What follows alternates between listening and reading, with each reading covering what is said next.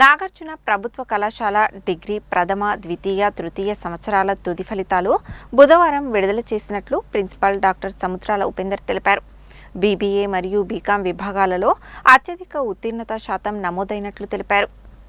2025 ఏప్రిల్లో నిర్వహించిన 2, 4, 6 సెమిస్టర్ల ఫలితాలపై సమీక్షా సమావేశం బుధవారం నిర్వహించబడింది. ఈ కార్యక్రమానికి మహాత్మాగాంధీ విశ్వవిద్యాలయం పరీక్షల నియంత్రణాధికారి డాక్టర్ జి. ఉపేందర్ ముఖ్య అతిథిగా హాజరయ్యారు. ఈ సమావేశంలో నాగార్జున ప్రభుత్వ కళాశాల పరీక్షల నియంత్రణాధికారి బత్తిని నాగరాజు ఫలితాల విశ్లేషణ నివేదికను సమర్పించారు.